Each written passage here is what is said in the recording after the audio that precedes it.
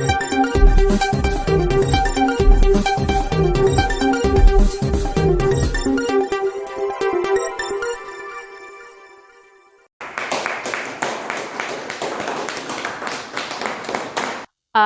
23 फरवरी को बाबा संत गाडगे की 139वीं जयंती आवास विकास सेक्टर 2 में बड़े धूमधाम के साथ मनाई गई।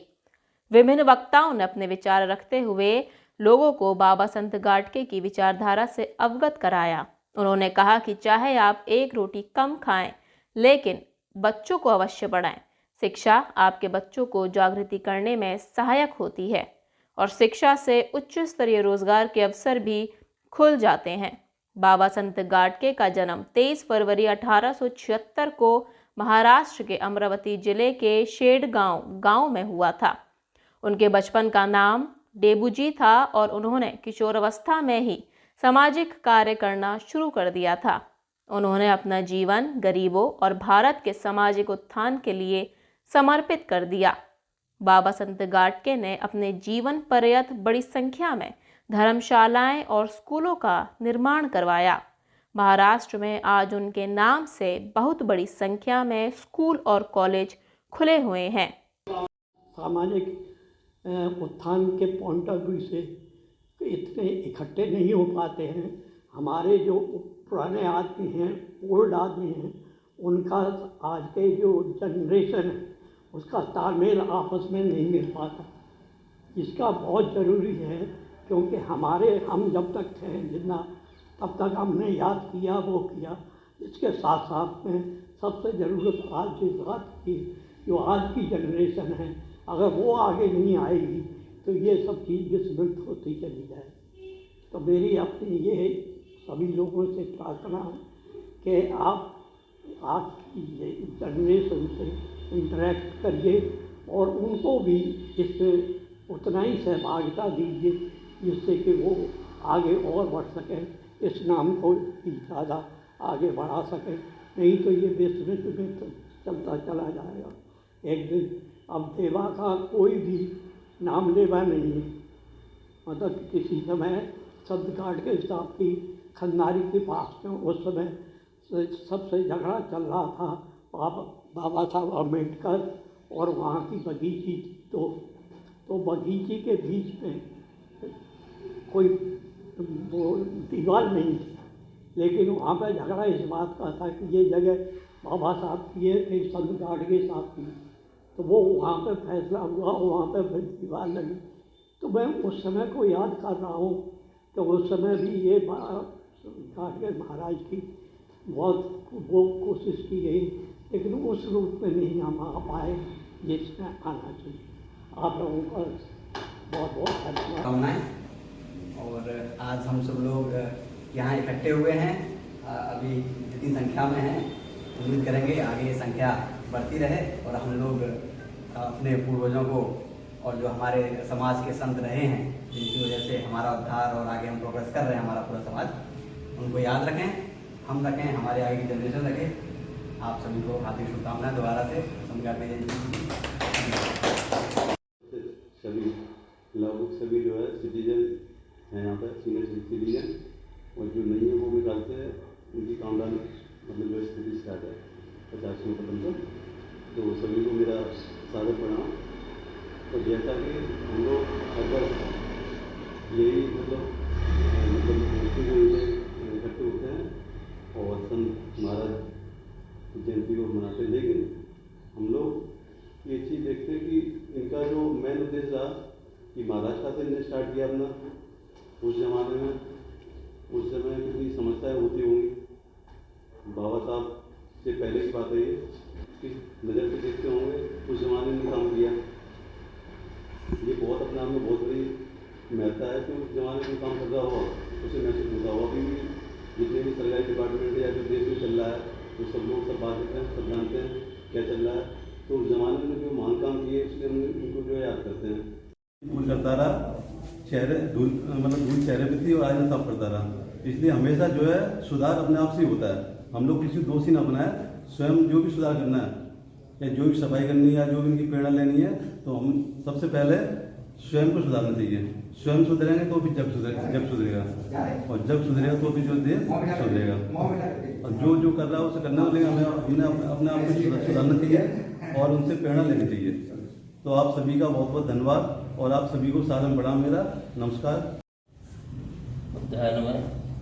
भारत रत्न डॉक्टर भीमराव अम्बेडकर के चरणों में नमन करते हुए गाडगे महाराज की जयंती की हार्दिक शुभकामनाएं देता हूँ। 139वीं जयंती भी मनाई जा रही है। दिन पर दिन गाडगे जी के बारे में पहले नहीं जानते थे, दिन से बढ़ता जा रहा है।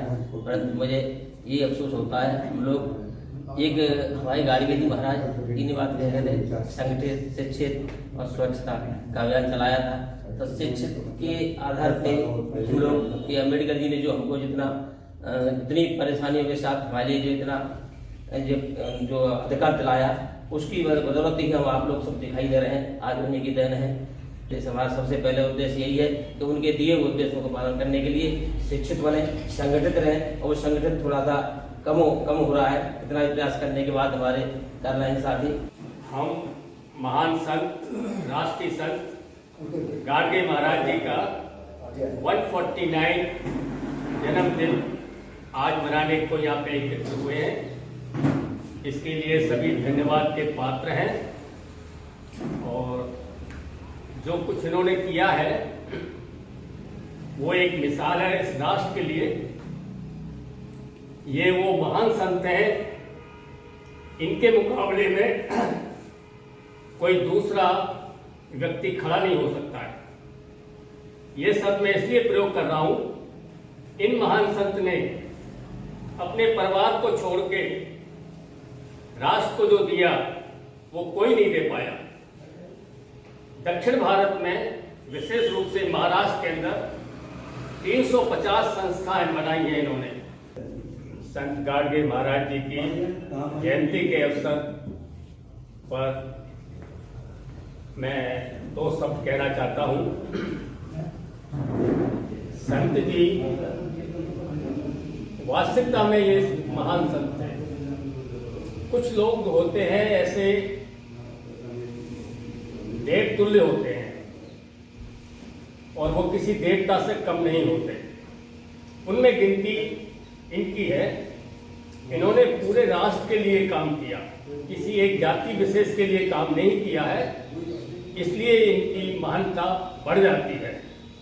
इन्होंने जिस स्थिति में काम किया था इस देश के अंदर, उस समय अंधविश्वास और पाखंड चरम सीमा पर था, जातिवाद का बोलबाला था।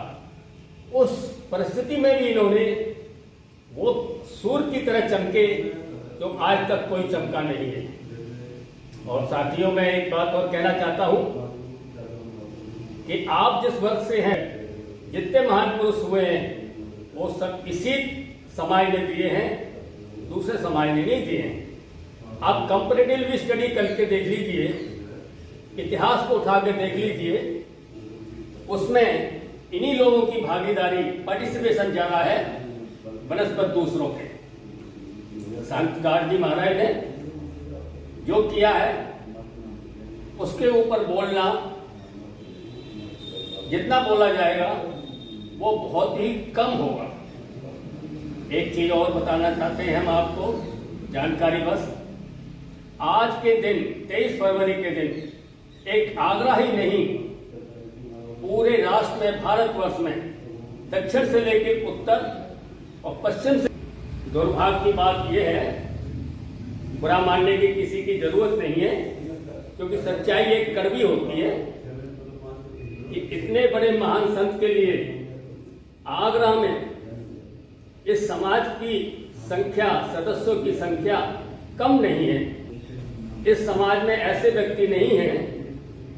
इस समाज के अंदर डॉक्टर, इंजीनियर, प्रोफेसर, किसी चीज की कमी नहीं है। लेकिन कमी तो इस बात की है कि हम आगे नहीं आ रहे और इसके ऊपर कुछ करने के लिए तैयार नहीं है। हम न जाने कौन सी परिस्थिति है जो ये बुद्धिजीवी वर्ग सामने नहीं आ रहा है। एक बात बड़ी स्पष्ट है, किसी समाज की पहचान जो होती है वो बुद्धिजीवी से होती है, न कि श्रमिक से। क्या आप समितियों से उपेक्षा चाहेंगे कि वो आगे बढ़ के काम करें? नहीं, ये जिम्मेदारी हम ही लोगों की है जो बुद्धिजीवी वर्ग है। आज के दिन एक और मैं आपको सूचना बता देना चाहता हूं, आपके नजदीक बदायूं है, आज वहां भी सेलिब्रेशन हो रहा है। वहां की चेयरमैन वहां पे स्थापित की है और आज उसको वहां मनाने के लिए वहां पे ये कार्यक्रम चल रहा है। लेकिन दुर्भाग्य ये है कि आगरा कंपैरेटिवली बड़ा होने के बावजूद भी कोई भी ऐसा काम नहीं कर सका है, और इसके पीछे ये क्या कारण है ये मैं आज तक नहीं समझ पाया। मैं तो यही समझता हूं ये हमारा दुर्भाग्य है जो हम इतने महान संत के लिए कुछ कर नहीं पा रहे हैं। दोस्तों, बुरा मानने की जरूरत नहीं है। सिर्फ 23 फरवरी के दिन ही हम चंद लोग इकट्ठे होते हैं, चंद लोग जिन्हें हम उंगली पर गिन सकते हैं। बाकी 23 फरवरी निकलने के बाद में कोई भी प्रोग्राम आगरे में शायद ही 1% होता हो, अन्यथा नहीं होता है। हम भूल जाते हैं, ऐसा हमको नहीं करना चाहिए, ये अन्यायपूर्ण बात है। अब इतने बड़े महान संत थे उस जमाने में जिसमें अंधविश्वास और पाखंड जातिवाद चरम सीमा पर था। जब उन्होंने अपने शरीर को छोड़ा, 5 किलोमीटर लंबा झलूस था, नेता और महान पुरुषों की लाइन लगी हुई थी। डॉक्टर भीमराव अंबेडकर साहब इन्हें अपना मार्गदर्शक मानते थे। लेकिन अब आप देखिए, दूसरे समाज आपसे ज्यादा मतलब इसमें कार्य कर रहे हैं, लेकिन हम नहीं कर पा रहे हैं। तो कहने को तो बहुत कुछ है। मैं इन्हीं शब्दों के साथ विराम लेने के लिए आप सभी को शुभकामनाएं देता हूं। धन्यवाद।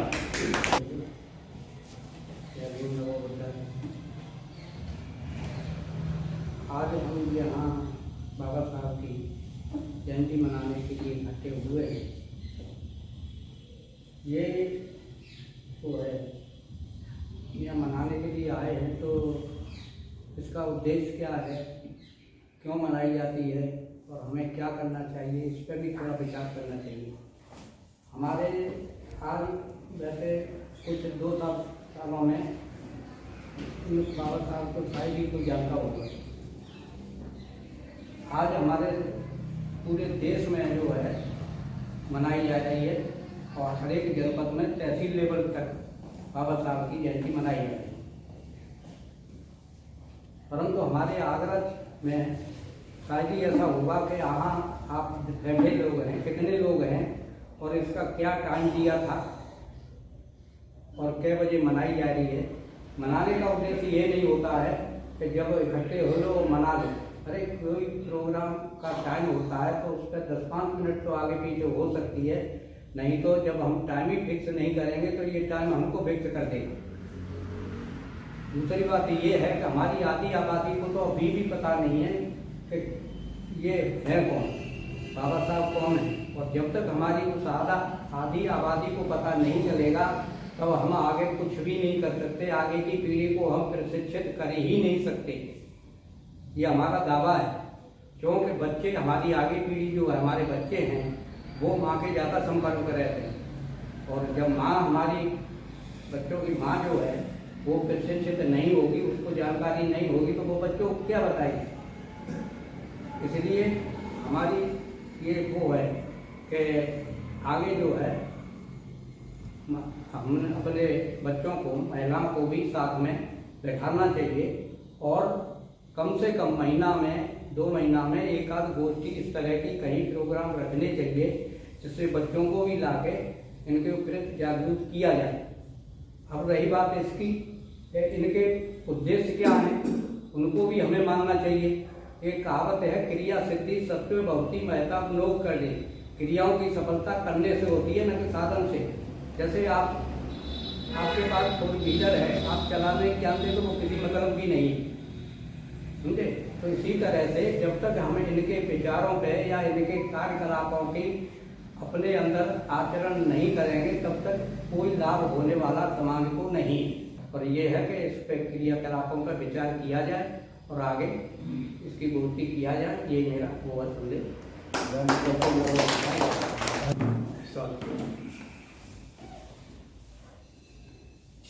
हमारे देश में और पूरे विश्व में जितने भी महान लोग हुए हैं उनके पीछे का एक ही राज है।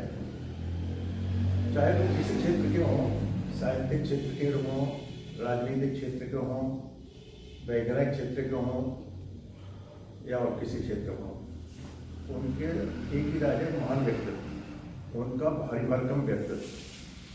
डॉक्टर भीमराव अम्बेडकर और हमारे जो पूज्य संत गाडगे जी हैं, इनके पीछे का यही राज था। उनका भीतर का व्यक्तित्व बहुत शानदार था, बिखरा हुआ था, जिसका इन्होंने बहुत विरोध किया और होना भी चाहिए था। डॉक्टर भीमराव अम्बेडकर ने भी किया। वैसे धर्म सही चीज़ है, लेकिन इसको आडंबर घुसेड़ दिया, वो सबसे बुरी चीज़ है। तो हम तो ये चाहते हैं कि इनका हम लोग अनुसरण करें और परोपकार की भावना अपने हम लोग विकसित करके समाज के उत्थान में करें। जितना जिससे बन पड़ता है उतना करें समाज के उत्थान के लिए। बस हमारे पास साथियों, आज गाडगे जी महाराज की 149वीं जयंती के मौके पर हम लोग आज इकट्ठे हुए हैं। साथियों में से काफ़ी लोगों ने अच्छे अच्छे विचार रखे गाडगे जी महाराज के बारे में। मैं भी आप सब लोगों के विचारों से पूर्णतः सहमत हूँ। मैंने ये देखा, गाडगे जी महाराज ने 1905 से लेकर के 1917 तक 12 साल समाज के अंदर घूम घूम करके उन्होंने जो अनुभव, ज्ञान, समाज के अंदर व्याप्त कुरीतियाँ, शिक्षा जो भी अर्जित किया, और उसका ये फल है कि गाडगे जी महाराज एक साधारण मानव से महामानव बन पाए। हमें इस बात का फक्र है, हमारे समाज में कोई भी महान आत्मा घर बैठ करके या ऐसे नहीं बनती है। गौतम बुद्ध भी, इन्होंने अपनी भारी जवान में 29 साल की उम्र में घर छोड़ करके और जब इधर उधर घूमे और वहाँ पे जाकर के उन्होंने जो ज्ञान अर्जित किया, समाज के नज़दीक से देखा, उसकी वजह से वो गौतम बुद्ध से भगवान गौतम बुद्ध बन पाए। तो मेरा ये कहना है कि बाबा साहब अम्बेडकर, उन्होंने भी घर पर अपनी एक उम्र के बाद में उन्होंने भी जो है अपने बालकाल से लेकर के युवावस्था तक इतना अनुभव किया, समाज के साथ मिलकर के समाज के जो दुष्परिणाम थे उनके साथ भेदभाव हुए, उसका ये परिणाम था कि वो भी एक महान पुरुष बन पाए। घर बैठ करके आज तक कोई महान पुरुष नहीं बन पाया और न बन पाएगा। ये हमेशा ये दिमाग में रहना चाहिए।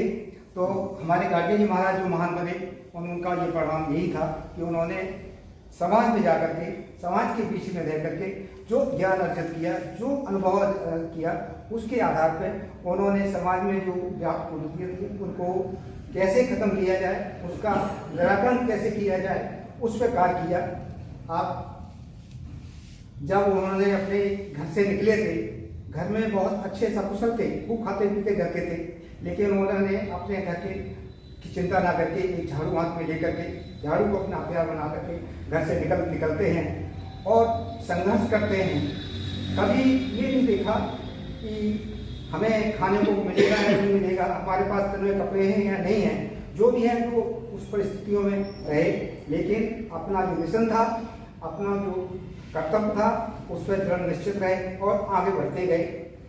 एक बार का वाक्य है कि जब गाडगे जी महाराज अपने समाज में महाराष्ट्र के अंदर काम कर रहे थे, तो बाबा साहब अम्बेडकर को पता चला कि ये गाडगे जी महाराज हैं, तो उन्होंने इस समाज में व्याप्त कुरीतियों पर विचार को काम कर रहे हैं, तो उस पर उन्होंने मिलने की तमन्ना की पता किया। तो वो गाडगे जी महाराज के पास मिले और मिलने के बाद उनसे मिलने के बाद उनको एहसास हुआ और उनको अपना मार्गदर्शक बनाया। और गाडगे जब बाबा साहब ने अपनी बात रखी तो गाडगे जी महाराज से बोला कि गाडगे जी महाराज, हमारे समाज में इतना छुआछूत, भेदभाव, ये सारी चीज़ें चल रही हैं। हम इस समाज में, इस हिंदू धर्म में रहना नहीं चाहते हैं, हमें हिंदू धर्म से अपना परित्याग करना है। तो उन्होंने कहा कौन सा करना है? तो उन्होंने कहा हम बौद्ध धर्म में जाना चाहते हैं। तो गाडगे जी महाराज ने भी यही कहा कि ठीक है, आप जब धर्म परिवर्तन करें तो हमें बताइएगा, मैं भी आपके साथ धर्म परिवर्तन करना चाहूँगा। ऐसे में तो जब बाबा साहब ने धर्म परिवर्तन करने जा रहे थे तो उस समय गाडगे जी महाराज को बहुत ढूंढा, नहीं मिल पाए। गाडगे जी महाराज उस समय छत्तीसगढ़ में अपनी जनसभा उस समय प्रचार कर रहे थे, देश मतलब समाज के लिए कार्य कर रहे थे। ऐसे में जब उनको पता चला कि गाडगे जी महाराज नहीं मिल रहे हैं तो उन्होंने धर्म परिवर्तन किया नागपुर में।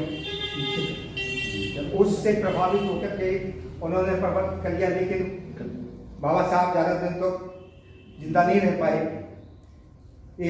उनके करीब 6 महीने बाद,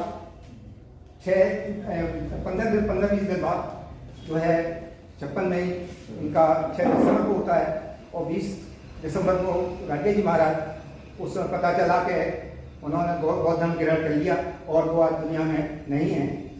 आप देखिए कि उसमें गाडगे जी महाराज जहाँ थे वहाँ से खड़े होकर के वो अचेत हो गए। वो अचेत होने के बाद में वो दोबारा खड़े नहीं हो पाए और वही वो दिन था कि उनका, इससे पता चलता है कि बाबा साहब और गाडगे जी महाराज का कितना गहरा संबंध था और दोनों की विचारधारा बहुत ही मिलती जुलती थी। इसलिए हम ज़्यादा नहीं बोलूँगा, एक और चीज़ बोलता हूँ। बाबा साहब, गाडगे जी महाराज और बाबा साहब दोनों शिक्षा पर से जोर देते थे। गाडगे जी महाराज ने कहा था, किताबें हमें रोटी नहीं दे सकती हैं, लेकिन गाडगे जी महाराज ने अपने उसमें बोला था और पब्लिक को समझाने के लिए कि भाई जब शिक्षा का प्रचार कर रहे थे तो लोग पूछते थे कि साहब पढ़ करके हम क्या करेंगे, हमें तो रोजी रोटी चाहिए, हमें शाम को खाना चाहिए। तो उन्होंने यही कहा था कि पढ़ करके हमें मालूम है आपको रोटी नहीं मिलेगी, लेकिन आपको ये पढ़ करके ये पता जरूर चलेगा कि हमारे हिस्से की रोटी कौन खा रहा है, ये आपको जरूर पता चलेगा। और शिक्षा ऐसा है, जब शिक्षा आपको मिल जाएगी और शिक्षा से ही सारी मुक्ति के रास्ते आपके आप स्वतः खुल जाएंगे, इसको कोई रोक नहीं पाएगा। ऐसे महान विचारक हमारे समाज के हैं, इनको बहुत बहुत नमन करता हूँ। जय गाडगे जी महाराज।